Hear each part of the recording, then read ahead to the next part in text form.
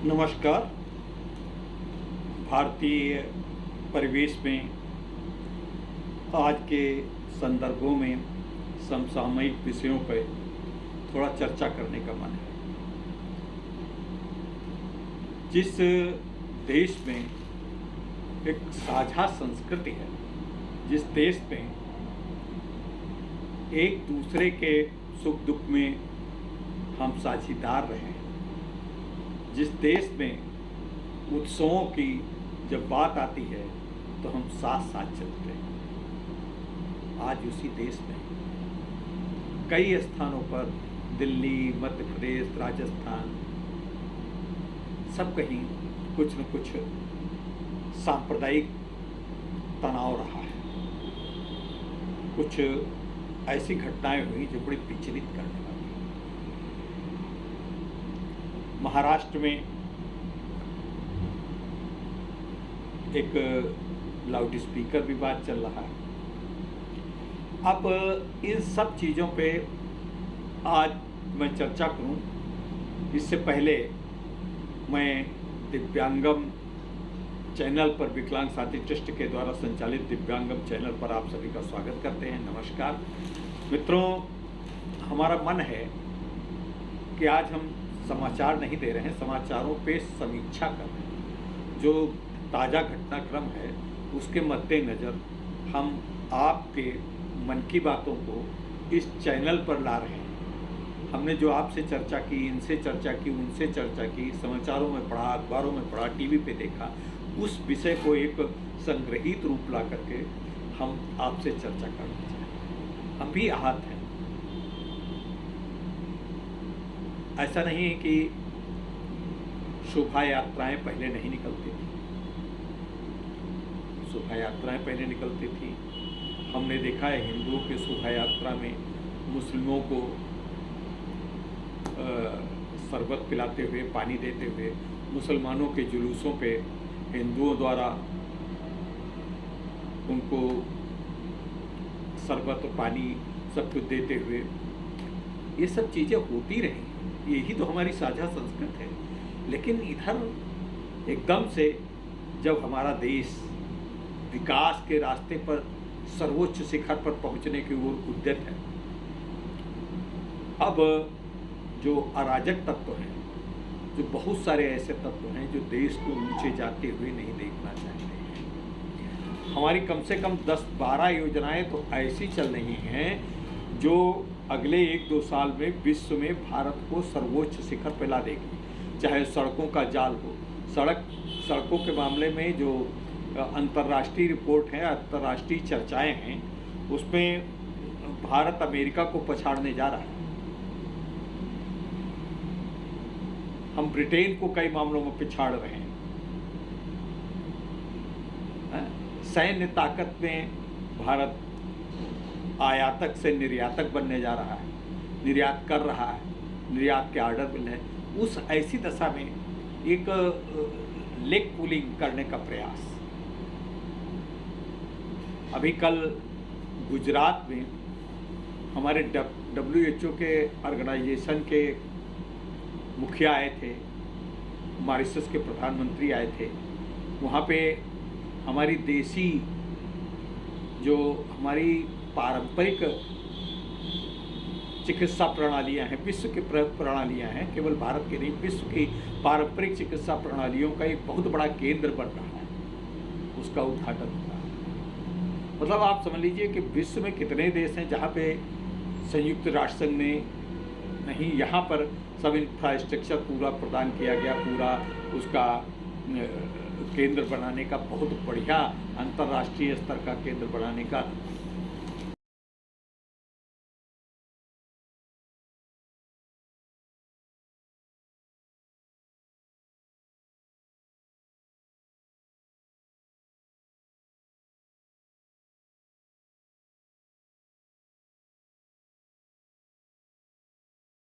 तो इस तरीके से जब अंतर्राष्ट्रीय जगत में हम आगे बढ़ते जा रहे हैं, हम आगे बढ़ने का प्रयास कर रहे हैं, ऐसी दशा में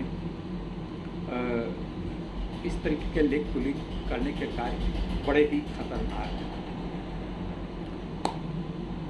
एक आज लेख निकला है विजय त्रिवेदी का हिंदुस्तान में, मुझे आवाज़ दे लेना तुम्हें अच्छा लगेगा, मुझे आवाज़ दे लेना तुम्हें अच्छा लगेगा। परमपिता परमेश्वर आपसे कह रहे हैं कि मुझे आवाज़ धीरे से दे देना, मैं तुम्हें अच्छा लगेगा, हमें अच्छा लगेगा ना लगे, तुम्हें अच्छा लगेगा कि मैंने बहुत चिल्ला करके आवाज़ दी। चाहे अजान हो, चाहे मंदिरों पे, हर समय एक निश्चित समय पे अगर कुछ किसी का होता है, हमारी साझा संस्कृति में कभी किसी को आपत्ति नहीं, एकदम से आपत्ति ये होने लगी कि मस्जिदों से अजान होना बड़ा ख़राब है। अजान के लिए तो बहुत से लोग कहते थे कि अजान होने से हम सवेरे जग जाते हैं, अजान के टाइम हम पढ़ने लगते हैं, अजान के टाइम हम अपने खेतों पे चले जाते हैं, पता चल जाता है कि सोने चल जाते हैं। ये होता था। किसी मतलब 90% जनता को कतई इन सब चीज़ों से कुछ लेना देना ही नहीं। धार्मिक जुलूस किसके निकलते हैं, सबके प्रति आस्था है। लेकिन अब दिल्ली में जहांगीरपुरी से जो जुलूस निकल रहा था, उस पर एक बड़ी सोची समझी रणनीति के तहत पथराव कर लिया गया। अब पत्थर तो एकदम से तो नहीं आ गए होंगे छतों पर, पहले से बनाई गई कुछ साजिश। अब जो कुछ है, अब दूसरे पक्ष का ये है कि वो जब जुलूस निकल रहा था उस पर प्रोवोकेटिव उत्तेजक नारे लगाए गए, ये भी गलत, उत्तेजक नारे नहीं। और उस जुलूस निकालने के पहले से परमिशन वहाँ कमिश्नर कह रहे हैं कि नहीं दी गई। अब जो भी हो, मैं नहीं जानता कि ली गई कि नहीं ली गई, लेकिन अगर वो जुलूस निकल जाता तो उसमें उनकी क्या नुकसान हो जाता दूसरे पक्ष का है। लेकिन नहीं, ये सब चीज़ें हों ताकि उनका नाम उछले। अब नाम क्या उछले, जेल में चले गए। इतना करोड़ों कबाड़ का अंसार जो है, कबाड़ का धंधा करके अरबपति बन गया। तो ये सब चीज़ें बड़ा कष्टकर है। अभी कुछ दिन पहले एक पकड़ा गया था यहीं पे कानपुर में ही।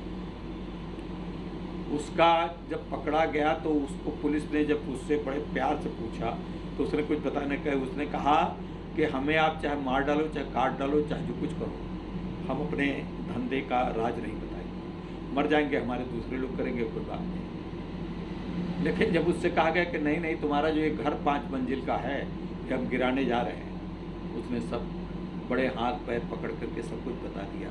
और जहाँ जहाँ बताया तो उस जंगल में जा कर के जब पुलिस ने रेड किया, इतना बड़ा खनन जंगल में जहाँ उसका काम चलता था, उसका काम क्या था, रोज़ करीब करीब 15 साल 20 साल से गाड़ियाँ चुरा करके काट करके उनको बेचता था, इंजन बेचता था। वहाँ पे 20 कारें बरामद हुई और करीब करीब 15-16 मोटरसाइकिल। अब वो उसका हम नाम नहीं ले रहे हैं, वो चोर है, वो एक कारों का चोर है। कार जो जिसकी चुराई होगी उस पर खाली हिंदुओं की तो चुराई नहीं होगी, खाली मुसलमानों की तो चुराई नहीं होगी, वो चोर है।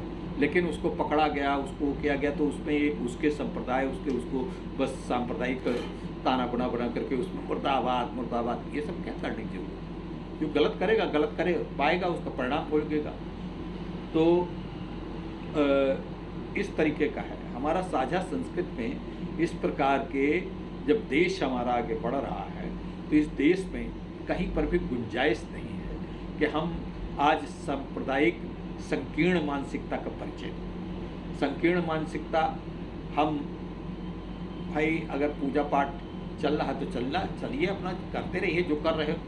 हमारे उत्तर प्रदेश में, मैं किसी राजनीतिक दल का पक्ष विपक्ष नहीं हूँ, जिस तरीके से यहाँ पे योगी आदित्यनाथ जी इतना बढ़िया शासन कर रहे हैं, इतना बढ़िया, मतलब शासन का जो है वो होना चाहिए, इकबाल होना चाहिए, शासन का इकबाल है। उन्होंने कह दिया, अभी कल ही का निकला है, आज ही समाचार पत्रों में आया है कि कोई नए जुलूस नहीं निकलेंगे बगैर परमिशन के, कोई नए रेडियो, चाहे पूजा स्थलों पे, चाहे मंदिर हो, चाहे मस्जिद हो, चाहे चर्च हो, चाहे गुरुद्वारा हो, कहीं पर भी नए लाउड स्पीकर नहीं लगाए जाएंगे। जो लगे हैं लगे रहेंगे, जो होता कोई उनको बंद नहीं किया जा रहा, और न किसी धार्मिक जुलूस की इजाज़त है। बड़ी कड़ाई से इसका फैसला लिया जाएगा। कोई धार्मिक जुलूस चाहे हिंदू के हों, चाहे मुस्लिम के हों, चाहे किसी धर्म के, वो नहीं होता।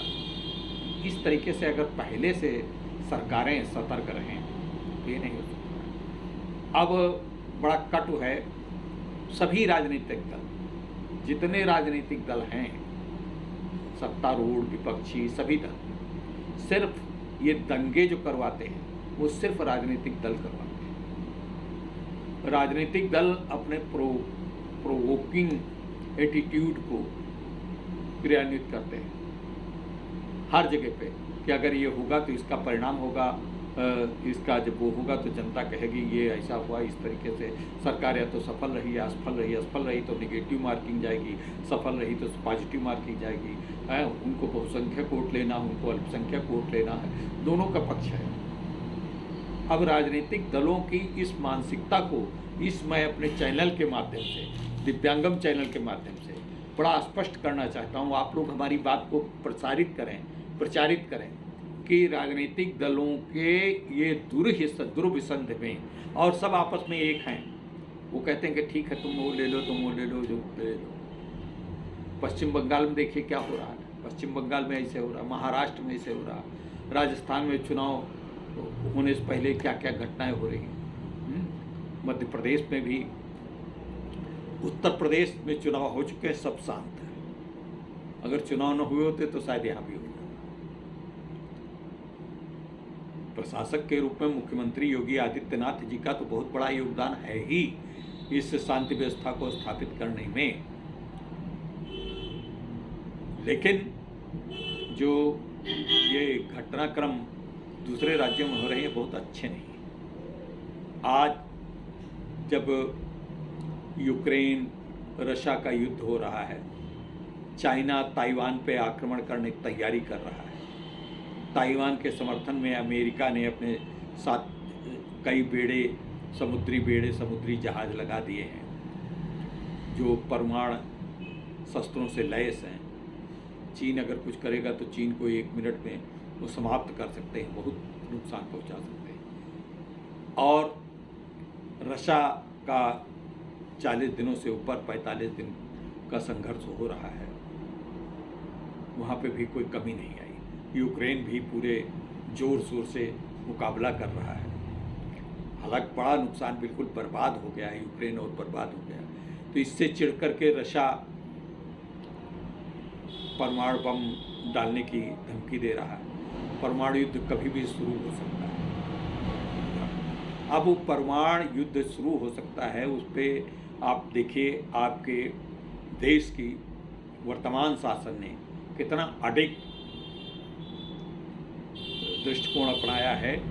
किसी भी तरफ कोई झुकाव नहीं, न यूक्रेन की तरफ, न रूस की तरफ, न किसी से दुश्मनी है हमारी। यूक्रेन को भी हमने दवाइयाँ और ये सब चीज़ें भेजी, और रूस से भी हम तेल भी ले रहे हैं, और सब चीज़ ले रहे हैं, अपना फ़ायदा देख रहे हैं, देश का फ़ायदा देख रहे हैं। भाई सब देखते हो, अमेरिका ब्रिटेन ये खुद भी ले रहे हैं, लेकिन हमको बताते नहीं तो मत लो, दादागिरी। अब स्वर वहाँ उठने लगे हैं। अमेरिका की दादागिरी को जर्मनी भी रोक चुका है उनको, हालांकि जर्मनी हमारी भी बड़ी आलोचना करता है। स्वीडन जो कभी हमको ज्ञान दिया करता था कि कश्मीर से आपने 370 की धारा क्यों हटा ली, आज उसके यहाँ की स्थिति क्या हो रही है। स्वीडन के ऊपर रूस कह चुका कि अगर जो आपने नाटो में शामिल होने जा रहे हैं तो नाटो में अगर शामिल हुए तो हटवा, तो उनकी हालत भी पतली है, पूरे सारे देशों की हालत पतली है।